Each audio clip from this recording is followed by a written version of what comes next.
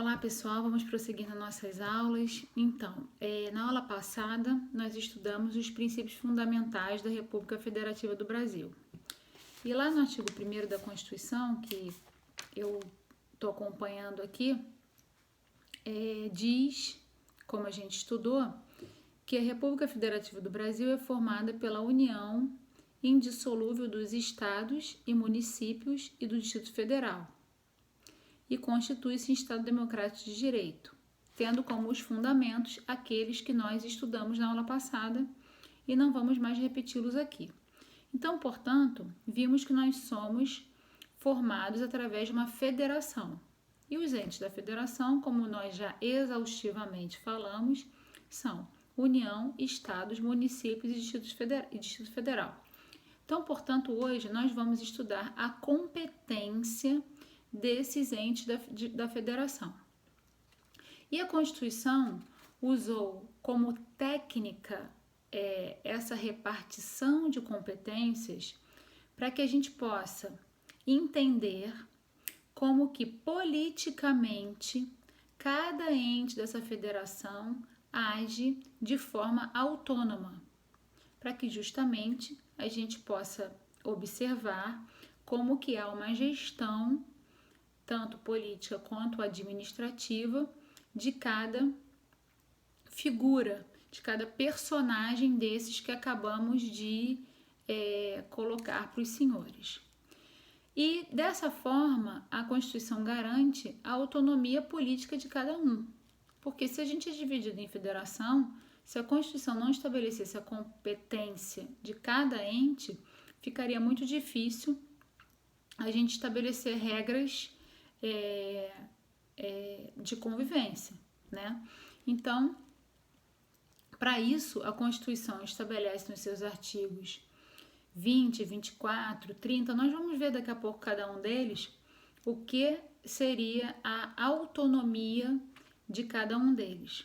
Esse conceito, portanto, de autonomia não se confunde com o conceito de soberania. Nós já falamos do conceito de soberania. A soberania, na verdade, é a possibilidade, na verdade, uma autonomia, sim, que o Brasil tem de ditar suas próprias normas enquanto Estado-nação, sem que outro país possa intervir no nosso regramento. Nós não recebemos comando de outro país, de outra nação. Nós gerimos nossas próprias regras, né? Agora, quando a gente fala em autonomia do ente da federação, nós estamos querendo dizer que cada ente da federação tem a sua soberania, se é que a gente pode falar assim, né? Tem a sua, na verdade, autogestão, melhor dizendo, a sua própria capacidade de se autogerir sem a interferência dos demais entes da federação.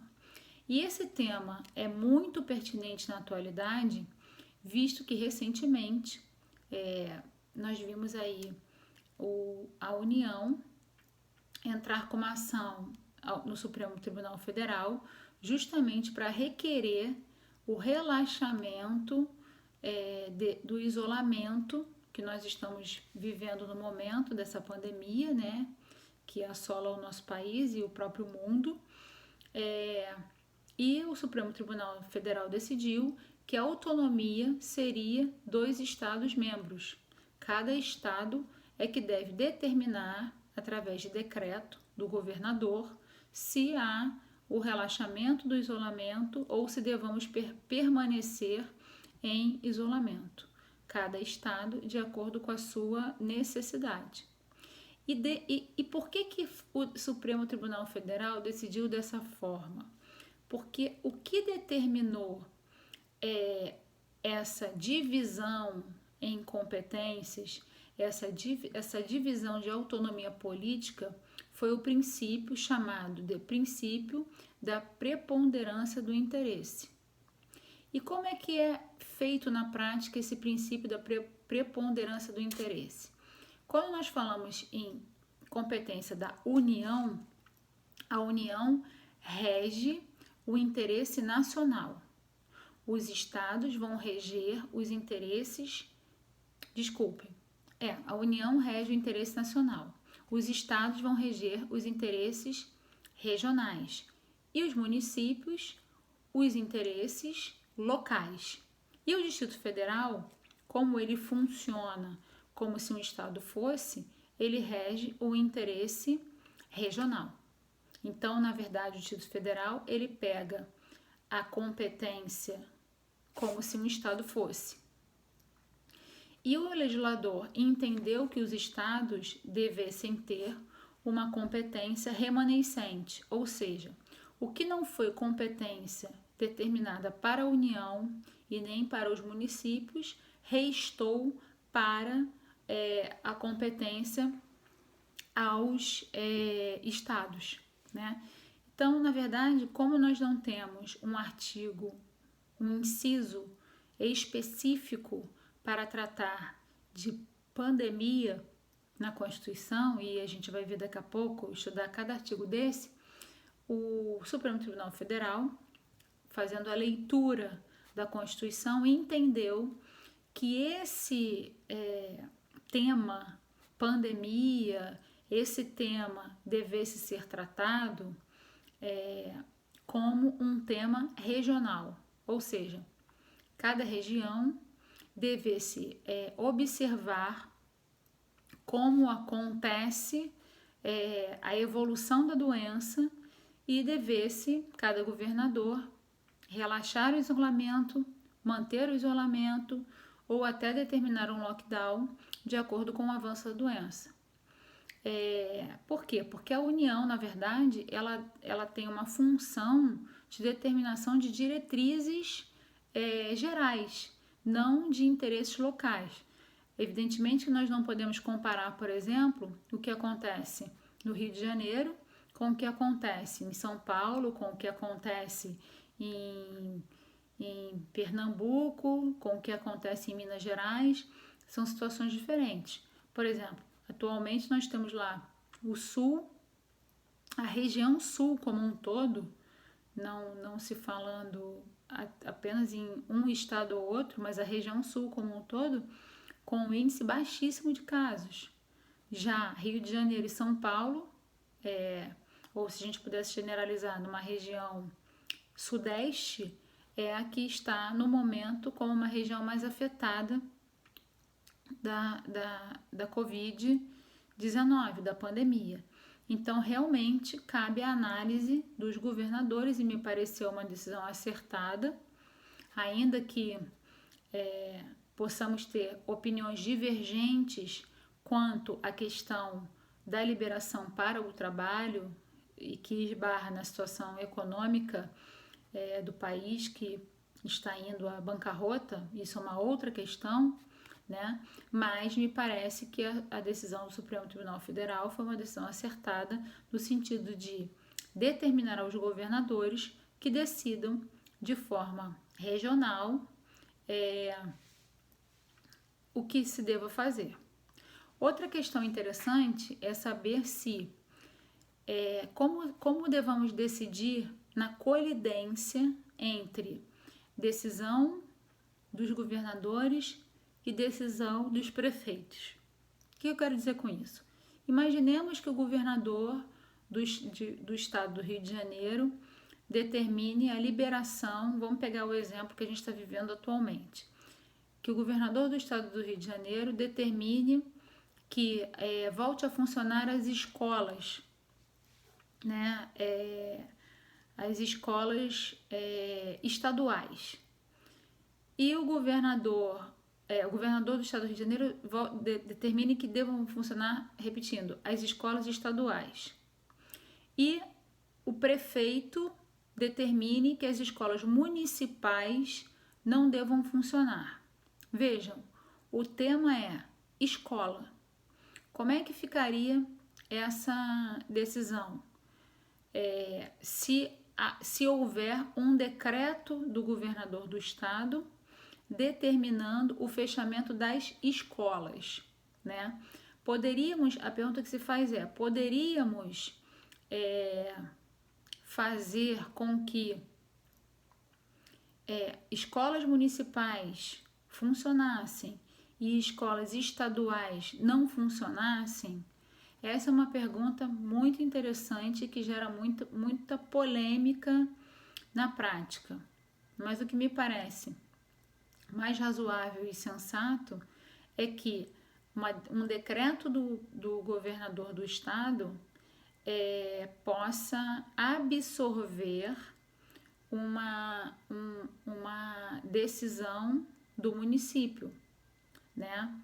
Até porque, em se tratando desse tema pandemia, a situação se torna mais gravosa. Não que isso seja uma situação jurídica, porque vejam bem, quem trata, por exemplo, de transporte interestadual é o governador do estado. Quem trata de transporte intermunicipal, de acordo com a Constituição, é o prefeito, né? Então, nós podemos ter uma situação atual no seguinte sentido: os transportes intermunicipais funcionam e os transportes interestaduais não funcionam, né? Poderia haver isso de fato na prática. As escolas interestaduais não funcionam e as escolas intermunicipais funcionam, no nosso exemplo, né? O fato é que estamos tendo aí mais ou menos uma afinidade entre prefeitos e governadores, mas por outro lado, na prática, porque os dois, né, governadores e prefeitos, têm andado de mãos dadas e afinados, mas poderemos ter sim uma colidência de decisões e cada um deveria decidir de acordo com a sua esfera, porque os entes da federação, como eu disse aos senhores, eles são autônomos. Então, pelo princípio da autonomia, um não pode se meter na autonomia política do outro. Um não pode se meter na competência determinada pela Constituição do outro. E mais, a competência, repetindo, dos municípios, ela é determinada pela Constituição. E a competência dos estados, ela quase não tem determinação.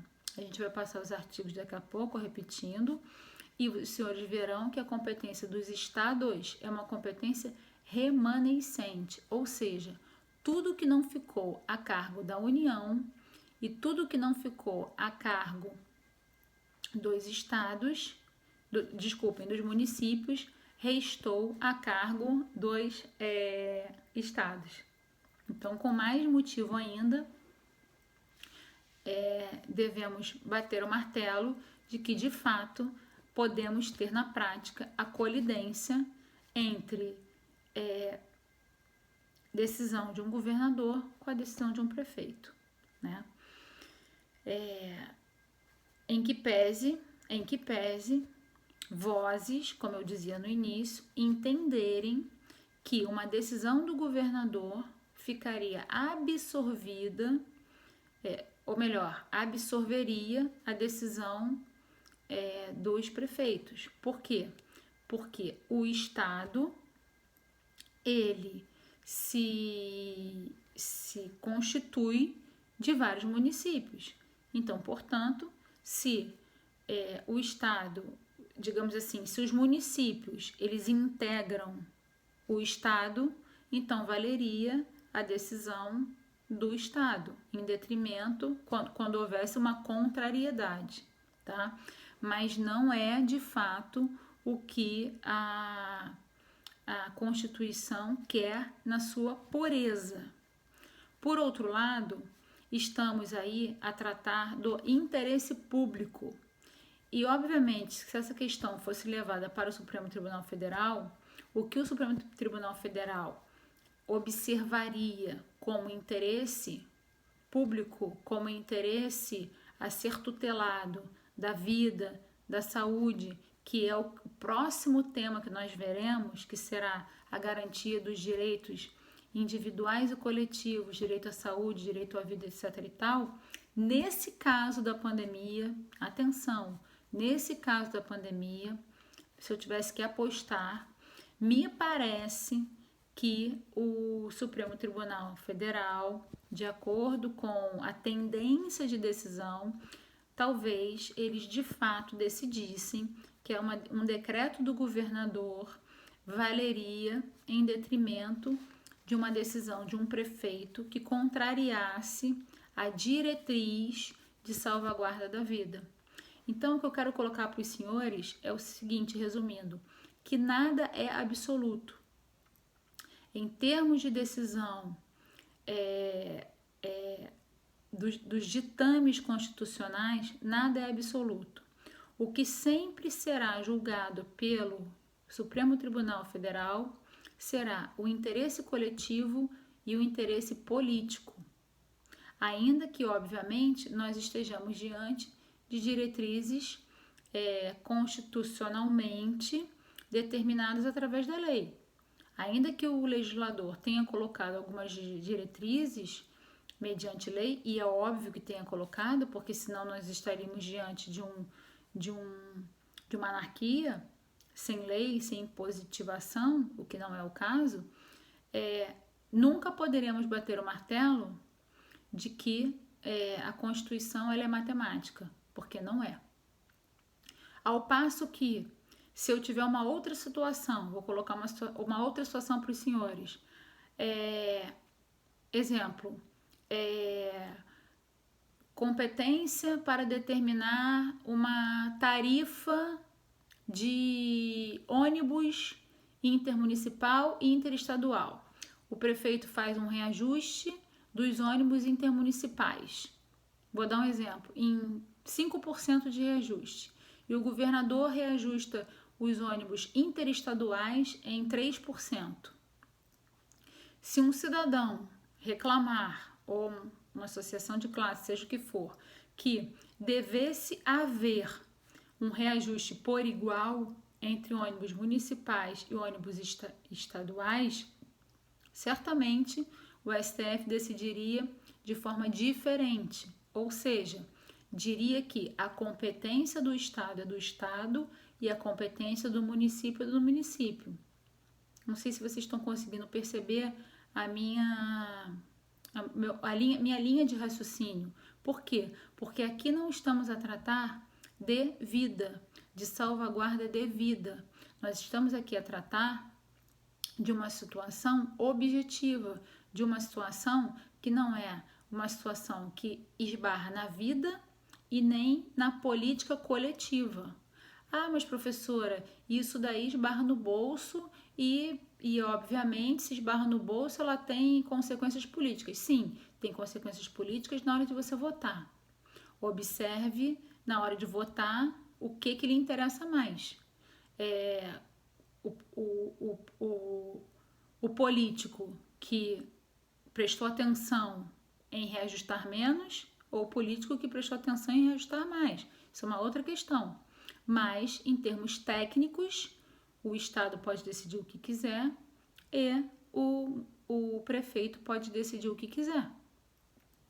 O fato é que aqui, nessa situação das tarifas, nós não estamos colocando em tese em risco, não estamos colocando em risco de fato a vida e a saúde de ninguém.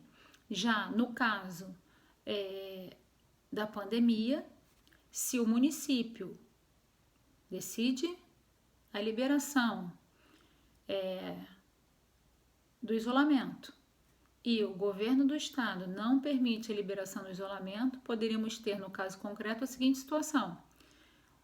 Parte do Rio de Janeiro, ou seja, a cidade do Rio de Janeiro, a metrópole do Rio de Janeiro, a cidade do Rio de Janeiro liberada para trabalhar, e a gente teria municípios como, exemplo, Caxias, outros municípios em que os prefeitos, Caxias, Resende, Volta Redonda, outros municípios em que o governador, os prefeitos não decidissem pelo isolamento, se mantivessem confinados. Então, em tese, como a diretriz mundial até é pelo confinamento, nós teríamos aí o Rio de Janeiro enquanto cidade, colocando talvez em risco a vida dos demais, a saúde dos demais, tá? E aí eu tô colocando apenas para os senhores uma situação apenas sem tomar partido, sem a gente adentrar se isso é o correto ou se isso é o errado, quando a gente coloca em cotejo a situação econômica, tá? Superado então esse entendimento de que cada ente da federação tem a sua autonomia política e superado esse entendimento de que nós não temos nenhuma decisão que seja taxativa, na verdade, a gente vai colocar a situação sempre, quando tiver conflito, para uma decisão do Supremo Tribunal Federal, a gente avança para estudar os dispositivos constitucionais. Eu estou com a minha Constituição aqui e vou passar a leitura dos dispositivos, o que seria a competência de cada ente da federação: União, Estados, Distrito Federal e municípios. Quando a gente pega lá o artigo 32, parágrafo 1º, vamos começar pelo Distrito Federal. Quando a gente pega lá o artigo 32, parágrafo 1º, a gente vê o seguinte: o Distrito Federal, vedada a sua divisão em municípios, reger-se-á por lei orgânica, votada em 2 turnos com interstício mínimo de 10 dias e aprovada por 2/3 da Câmara Legislativa, que a promulgará, atendidos os princípios estabelecidos nessa Constituição. Ao Distrito Federal, parágrafo 1º, são atribuídas competências legislativas reservadas aos estados e municípios. Vejam, ao Distrito Federal, repetindo, são atribuídas as competências legislativas reservadas aos estados e municípios. Então, portanto, para o Distrito Federal, o que for a mesma competência dos estados e municípios será reservada ao Distrito Federal. Então, o que não for para o que não for para União será a competência do Distrito Federal. Ele absorve o que seria de municípios e de estado. Então, disse que a competência do Distrito Federal é uma competência remanescente. É a mesma competência dos estados. Lá para os estados, veremos que o que não for competência dos municípios e da União será a competência remanescente dos estados. Tá ok? Então, o que eu queria destacar com relação ao Distrito Federal é o artigo 32, parágrafo 1º da Constituição, onde lá está a competência do Distrito Federal. Com relação à União, a gente pega os artigos 21 e 22. Artigos 21 e 22. Artigo 21. Compete à União. E essa competência da União, eu quero chamar a atenção para os senhores, é uma competência exclusiva. É uma competência exclusiva. Ou seja, essa competência do artigo 21, ela não pode ser dos estados e nem pode ser dos municípios, tá ok? É uma competência exclusiva. Só a União pode gerir, só a União pode ter a competência para fazer o que está no artigo 21. Diz lá o artigo 21, compete à União, inciso 1º, manter relação com os estados estrangeiros e participar de organizações internacionais. Inciso 2º, declarar a guerra e celebrar a paz. Inciso 3º, assegurar a defesa nacional. Inciso 4º, permitir, nos casos previstos em lei complementar, que forças estrangeiras transitem pelo território nacional ou nele permaneçam temporariamente. Inciso 5º, decretar estado de sítio e estado de defesa e a intervenção federal. Aqui eu quero chamar a atenção que essa intervenção federal é uma intervenção. O que é a intervenção federal? A intervenção federal é, na verdade, uma intervenção que a União faz nos estados quando se tem algum caso extremo. Por exemplo, o estado faliu, o governador não está conseguindo gerir o estado, então colapsou o estado. E aí a União vai lá e faz a intervenção, ou seja, nomeia-se um interventor para que possa dar conta das contas públicas, da gestão do estado, da segurança, do que seja. Isso é um caso excepcional. Tudo que não se quer é uma intervenção federal. Já aconteceu raríssimas vezes, mas tudo que não se quer é uma intervenção federal. Então vejam que a União chega para trazer soluções de salvaguarda. Inciso 6º, autorizar e fiscalizar a produção e o comércio de material bélico. Inciso 7º, emitir moeda. Inciso 8º, administrar as reservas cambiais do país e fiscalizar as operações de natureza financeira, especialmente as de crédito, câmbio e capitalização, bem como as de seguro e as de previdência privada. Inciso 9º, elaborar e executar planos nacionais e regionais de ordenação do território e de desenvolvimento econômico e social. Inciso 10. Manter o serviço postal e o correio aéreo nacional. Inciso 11. Explorar diretamente ou mediante autorização, concessão ou permissão os serviços de telecomunicações nos termos da lei, que disporá sobre a organização dos serviços, a criação de um órgão regulador e os outros aspectos institucionais. Vejam aqui o inciso 11. Não sei se vocês têm acompanhado, mas o presidente Bolsonaro o tempo todo diz que ele vai ter que renovar a concessão da Rede Globo, né? E o tempo todo ele fala lá que eles vão ter que estar muito certinhos. Ele estende isso para as outras emissoras, né? Mas, repetindo o inciso 11, explorar diretamente ou mediante autorização, a concessão ou a permissão os serviços de telecomunicação, nos termos da lei, que disporá sobre a organização dos serviços, a criação de um órgão regulador e outros aspectos institucionais. Então, o tempo todo ele diz que se eles não estiverem muito certinhos, a Rede Globo de televisão, de radiodifusão, na verdade, ele vai cortar a concessão. Então, isso é uma competência da União. Por isso ele utiliza essa frase o tempo todo, tá? Então, aqui estaria o fundamento para que ele possa cortar essa concessão e essa permissão da transmissão da Rede Globo. Inciso 11. Explorar diretamente ou mediante autorização, concessão ou permissão. Letra A. Serviços de radiodifusão sonora e de sons e imagens. B. Serviços de instalação de energia elétrica e o aproveitamento energético dos cursos de água em articulação com os estados, onde se situam os potenciais hidroenergéticos. Letra C.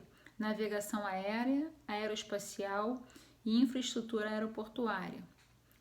A linha D.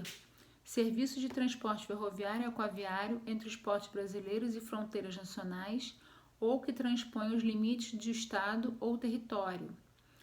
Letra E. Os serviços de transporte rodoviário interestadual e internacional de passageiros. F. Portos marítimos, fluviais e lacustres. Inciso 13. Organizar e manter o Poder Judiciário, o Ministério Público do Distrito Federal e dos territórios e a Defensoria Pública dos Territórios.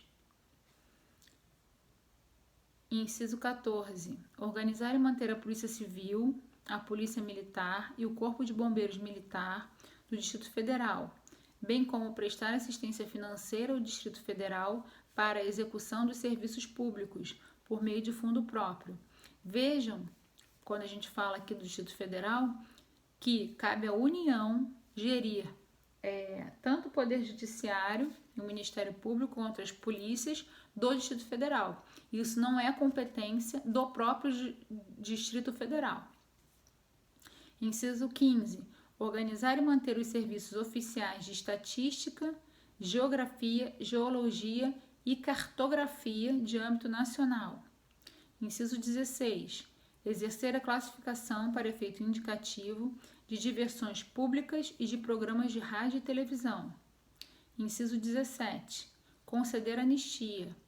Por isso que a gente vê no final do ano o presidente tendo que conceder anistia. Inciso 18. Planejar e promover a defesa permanente contra as calamidades públicas, especialmente as secas e as inundações. Inciso 19. Instituir Sistema Nacional de Gerenciamento de Recursos Hídricos e definir critérios, outorga de direitos de seu uso. Inciso 20. Instituir diretrizes para o desenvolvimento urbano, inclusive habitação, saneamento básico e transportes urbanos. Inciso 21. Estabelecer princípios e diretrizes para o Sistema Nacional de Aviação. 22. Executar os serviços de polícia marítima, aeroportuária e de fronteiras. Inciso 23. Explorar os serviços e instalações nucleares de qualquer natureza e exercer monopólio estatal sobre a pesquisa, a lavra, o enriquecimento e reprocessamento, a industrialização e o comércio de minérios nucleares e seus derivados, atendidos os seguintes princípios e condições. A linha A. Toda atividade nuclear em território nacional somente será admitida para fins pacíficos e mediante aprovação do Congresso Nacional. B. Sob o regime de permissão, são autorizadas a comercialização e a utilização de radioisótopos para pesquisa e usos médicos, agrícolas e industriais. A linha C. Sob regime de permissão, são autorizadas a produção, comercialização e utilização de radioisótopos de meia-vida igual ou inferior a 2 horas. D. Responsabilidade civil por danos nucleares independe da existência de culpa. Essa linha D é importante frisar que é a única hipótese, ou seja, artigo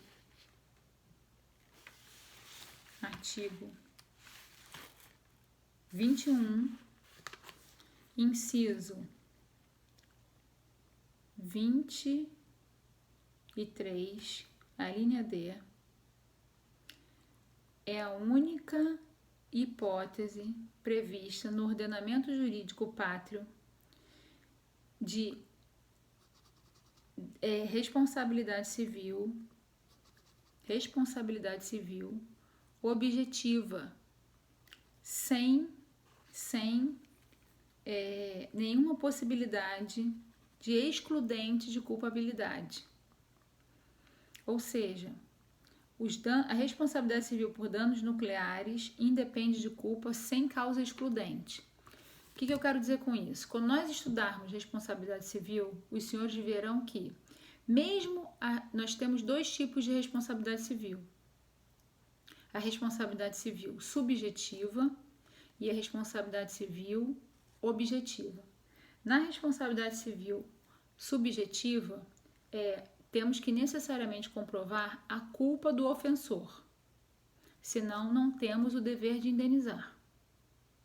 Então, por exemplo, se eu bato no carro de uma pessoa, eu tenho que provar a culpa de quem bateu no carro, para que eu tenha o dever de indenizar. Por que eu tenho que provar a culpa? Porque a legislação não previu para esse tipo de acontecimento danoso uma responsabilidade objetiva. Toda vez que a responsabilidade for objetiva, ou seja, aonde eu não quero que a culpa exista, ou seja, que seja independentemente de culpa, o legislador tem que dizer, ele tem que dizer lá, responsabilidade independentemente de culpa. Por exemplo, todas as responsabilidades que estão no Código de Defesa do Consumidor são responsabilidades independentemente de culpa. Então, se eu tenho lá, se eu compro um produto estragado no mercado, essa responsabilidade do fornecedor é independentemente de culpa. Eu posso trocar esse produto independentemente de culpa. E eu não preciso comprovar que eu comprei estragado, por exemplo. Eu fui lá no mercado e comprei um iogurte estragado. Eu vou lá e simplesmente troco. Mas, mesmo na responsabilidade objetiva, onde eu não comprovo a culpa, o fornecedor, ele tem causas excludentes da responsabilidade. Ele pode alegar culpa exclusiva da vítima, caso fortuito ou força maior, que são os casos que excluem a responsabilidade no Código de Defesa do Consumidor.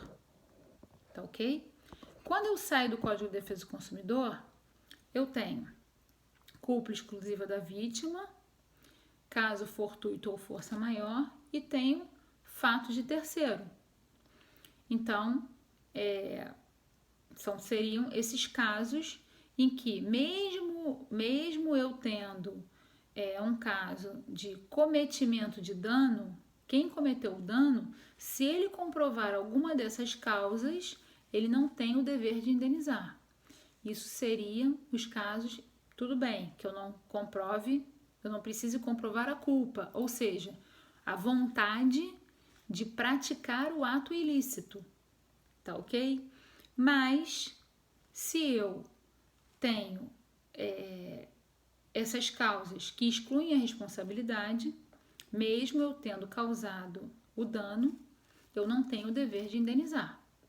Nos casos de danos nucleares, é o único caso na legislação brasileira em que não cabe aquele que cometeu o dano nuclear alegar nada. Se ele cometeu o dano nuclear, pode ter havido qualquer dessas causas, caso fortuito ou força maior. Por exemplo, houve um tsunami que invadiu lá o complexo nuclear invadiu o complexo nuclear, acionou sem querer pelo tsunami o serviço lá de acionamento da bomba nuclear e causou uma tragédia nuclear no Brasil. Não foi culpa de ninguém.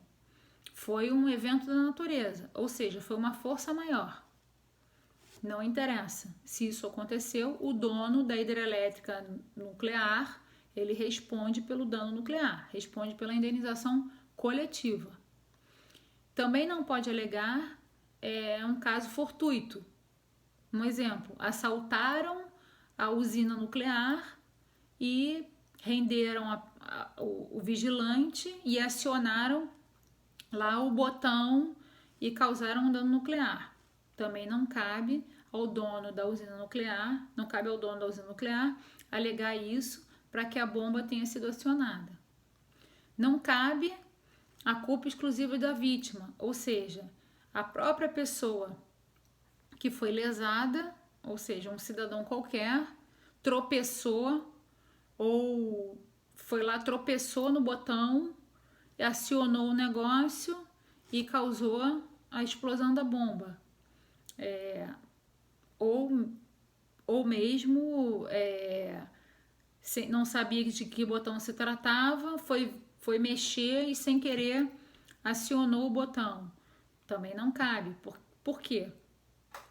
Porque se entende que uma pessoa que lida com esse tipo de serviço, usina nuclear, ele tem que assumir todo o risco do negócio. Então, portanto, se ele se dispõe a ter um negócio que pode causar tanta gravidade, ele então responde pelos danos que acontecerem, não importa que motivo foi. Então, é o único caso de responsabilidade civil em que responde o dono do negócio sem poder alegar nada em sua defesa. Resumidamente é isso. Não é tema da nossa aula, mas é só para, já que a gente está falando, citando esse inciso, a gente lembrar que é o único caso no direito brasileiro que não se tem defesa, tá? Em termos de indenização. Bom, inciso 24. Compete à União organizar, manter e executar a inspeção do trabalho. Inciso 25. Estabelecer as áreas e as condições para o exercício da atividade de garimpagem em forma associativa. Esses seriam, então, os casos em que compete exclusivamente à União legislar. E aí, a gente tem o artigo 22, onde o legislador estabelece competências privativas da União. Aí vocês vão perguntar, mas professora, qual é a diferença? A diferença é que no artigo 22, a União pode delegar. No artigo 21, a União não pode delegar, só ela pode fazer. No artigo 22, ela pode delegar. Ela pode delegar isso para o Estado fazer. Ela pode falar, Estado, faz aí. E quais são esses casos? Eu não vou aqui perder tempo lendo tudo, porque os senhores podem ler. Porque no artigo 21 eu queria que os senhores acompanhassem comigo para observar o que eu tinha falado antes, que a União ela tem a competência de diretrizes gerais, genéricas. Mas eu vou ler somente o primeiro inciso para ilustrar. No artigo 22, compete privativamente à União legislar sobre, inciso 1, direito civil, comercial, penal, processual, eleitoral, agrário, marítimo, aeronáutico, espacial e do trabalho. Então, assim, a União pode legislar privativamente sobre esses temas que estão no artigo 22. E a diferença, como eu disse, é que no artigo 22 ela pode delegar para alguém fazer. No artigo 21 ela não pode delegar, tá certo? Quando a gente trata, então, da competência dos municípios, a gente falou da competência da União, a gente vai passar agora para a competência dos municípios. A gente passa para o artigo 30, já falamos também do Distrito Federal, lá no artigo 32, parágrafo 1º. Vamos passar agora, então, para a competência dos municípios e vamos deixar por último a do Estado.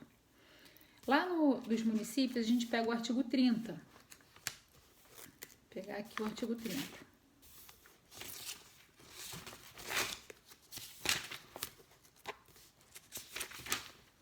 Artigo 30.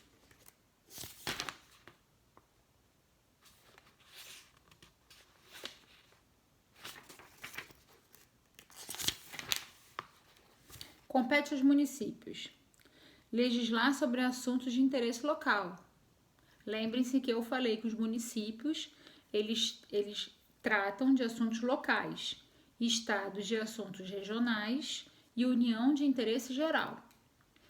E aí, diz o inciso 2º, suplementar a legislação federal e a estadual no que couber. Ou seja, se faltar alguma coisa que a União e o Estado não tenha dito e que seja de interesse do município, que faltou para gerir aquela população local, o município então vai legislar. Inciso 3º, instituir a arrecadação dos tributos de sua competência, bem como aplicar suas rendas, sem prejuízo da obrigatoriedade de prestar contas e publicar balancetes nos prazos fixados em lei. Inciso 4º, criar, organizar e suprimir distritos, observada a legislação estadual. Então, o município pode criar e suprimir municípios, né? Inciso 5º, organizar e prestar diretamente ou sob o regime de concessão ou permissão os serviços públicos de interesse local, incluído o de transporte coletivo, que tem caráter essencial. Então vejam aqui aquilo que a gente falou no início da aula. O transporte intermunicipal é de competência do município. Inciso 6º, manter com a cooperação técnica e financeira da União e do Estado programas de educação infantil e de ensino fundamental. Inciso 7º, prestar com a cooperação técnica e financeira da União e do Estado serviços de atendimento à saúde da população. Inciso 8º, promover no que couber adequado ordenamento territorial mediante planejamento e controle do uso, do parcelamento e da ocupação do solo urbano. E inciso 9º, promover a proteção do patrimônio histórico-cultural local, observada a legislação e a ação fiscalizadora federal e estadual. Então vejam aqui as competências dos municípios. E os estados, a gente passa lá para o artigo 25, parágrafo 1º. Lá no artigo 25, o artigo 25 trata da organização dos estados. Diz o artigo 25, os estados organizam-se e regem-se pelas constituições e leis que adotarem. Então, cada estado vai ter a sua constituição. Obviamente que essa Constituição estadual ela não pode contrariar o que diz a Constituição Federal, porque senão ela vai ser declarada inconstitucional. Ou total, se ela for totalmente contrária à Constituição Federal, ou parcial. A gente já viu que toda a legislação brasileira ela tem que ser conforme, a interpretação tem que ser conforme a Constituição, quando a gente está falando de interpretação. E a gente também segue o mesmo raciocínio quando a gente trata de legislação, ou seja, toda legislação que a gente tiver, ela tem que ser adequada à Constituição. Se ela for contrária, eu não posso ter uma legislação, uma Constituição estadual que estabeleça coisa diferente que a Constituição Federal estabeleça. Então, por exemplo, se eu falo que homens e mulheres são iguais perante a lei, na Constituição Federal, eu não posso dizer na Constituição estadual que homens e mulheres são diferentes perante a lei. Um exemplo óbvio e claríssimo. Então, tem que ser afinado com a Constituição Federal. E aí, o artigo que eu quero mencionar para provar para os senhores o que eu falei no início da aula é o artigo 25, parágrafo 1º. São reservadas aos estados as competências que não lhes sejam vedadas por esta Constituição. Então, aqui os estados ficam com uma competência remanescente. O que não for competência da União e do município será do estado. E os únicos incisos que a Constituição reservou para a competência, ou melhor, os únicos parágrafos onde a Constituição, no artigo 25, estabelece como competência do Estado, são os parágrafos 2º e 3º. Diz lá o parágrafo 2º, cabe aos Estados explorar diretamente ou mediante concessão os serviços locais de gás canalizado, ou seja, gás é a competência do Estado, na forma da lei, vedada a edição de medida provisória para sua regulamentação. Parágrafo 3º. Os Estados poderão, mediante lei complementar, instituir regiões metropolitanas, aglomerações urbanas e microrregiões, constituídas por agrupamentos de municípios limítrofes para integrar a organização, o planejamento e a execução de funções públicas de interesse comum. E não estabelece mais nada como competência do Estado. Então, essa seria a competência do Estado. E já indo para a finalização da nossa aula, a gente tem mais 3 pontinhos aqui para colocar. Existem também competências que são comuns, ou seja, competências que são concorrentes. Está lá no artigo 23. Diz o artigo 23, é competência comum da União, dos Estados, do Distrito Federal e dos municípios. Não vou ler os incisos para a gente não perder tempo. Mas, por exemplo, vou dar um exemplo. Inciso 2, que é muito importante. Cuidar da saúde, da assistência pública, da proteção e da garantia das pessoas portadoras de deficiência. Esse inciso aqui traduz-se na prática da seguinte forma. Se eu tenho, por exemplo, um medicamento para pedir para uma pessoa. Um exemplo, eu tenho uma doença gravíssima e não tenho dinheiro para comprar esse medicamento. O que eu faço então? Eu entro com uma ação contra o Estado, contra o município e contra a União, no mesmo processo, pedindo para que eles paguem esse medicamento para mim. Por quê? Porque pode ser que o meu município não tenha dinheiro para pagar, pode ser que o Estado não tenha dinheiro para pagar e pode ser que a União tenha. Eu não sei quem na prática vai ter dinheiro para pagar o medicamento que eu preciso. Então eu arrisco e entro com a ação contra os 3. Isso acontece na prática direto. Os 3 vão ser citados, governador, prefeito e presidência da República. Os 3 vão ser citados a pagar esse medicamento. Por quê? Porque é competência concorrente, de acordo com o artigo 23, cuidar da saúde e assistência pública das pessoas, da proteção e garantia das pessoas portadoras de deficiência. Então, portanto, eu vou tentar os 3 entes da federação e algum deles vai ter que me dar um medicamento. E por aí vai. Quais são, os senhores depois façam a leitura em casa, de qual seria a competência comum, ou seja, de todos os entes, para prestar assistência lato sensu, de uma maneira geral, da salvaguarda ou do patrimônio público, ou da vida, ou da segurança, ou do que seja, tá? Então, todos eles em comum têm esse dever que está lá no artigo 23. Além disso, o artigo 24 estabelece a competência concorrente. Compete à União, Estados e Distrito Federal legislar concorrentemente sobre direito tributário, financeiro, penitenciário, econômico e urbanístico. É o inciso 1º. Só para exemplificar. E o que seria competência concorrente? É uma competência suplementar. Vejam que o artigo 23 estabelece uma competência comum, ou seja, todos juntos ao mesmo tempo, e o 24 estabelece uma competência concorrente. Eles concorrem entre si. Um suplementa o outro. Então, se um não fizer, o outro tem que fazer. Perceberam a diferença? Não são todos juntos ao mesmo tempo no artigo 24. É um ou outro, tá?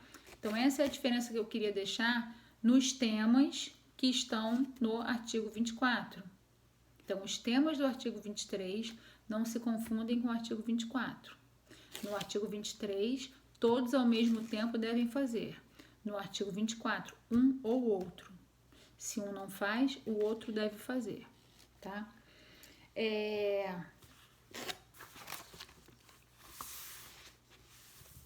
O artigo 21, para a gente finalizar, eu acho que eu já comentei isso aqui, quando a gente falou no início da aula, sobre a questão da delegação. Eu acho que eu falei sim. Artigo 21. Que a competência é exclusiva da União, que ela não pode delegar. E seria isso. Então, quando eu falei da diferença entre competência exclusiva e competência privativa, né? Então, que na verdade compete privativamente, ou seja, exclusivamente a União é uma competência indelegável, a do artigo 21, né? A do artigo 21. Então, senhores, seriam essas as abordagens que eu queria tratar com os senhores. Leiam o livro que os senhores escolheram como livro didático sobre o tema para se aprofundarem, já que a gente está afastado nesse período de pandemia. Se os senhores tiverem dúvidas, me passem as dúvidas. Façam, por gentileza, os exercícios propostos a serem entregues na data que a gente combinou. E estou à disposição para que todos possam me perguntar, enfim. Mas me parece que, trazidas essas questões para os senhores e indicando os dispositivos constitucionais, onde a gente estabelece as competências de cada um, onde a gente consegue colocar de uma forma clara qual é a diferença entre competência comum, concorrente, exclusiva, pontua aí os dispositivos legais, onde um complementa o outro, como que funciona esse sistema de competência. Eu acho que os senhores já conseguem ter um bom norte para entender sobre o tema. E foi um prazer estar mais uma vez aqui trazendo algumas diretrizes para os senhores. E contem comigo. Até a próxima aula. Um beijo grande para todos. Boa noite.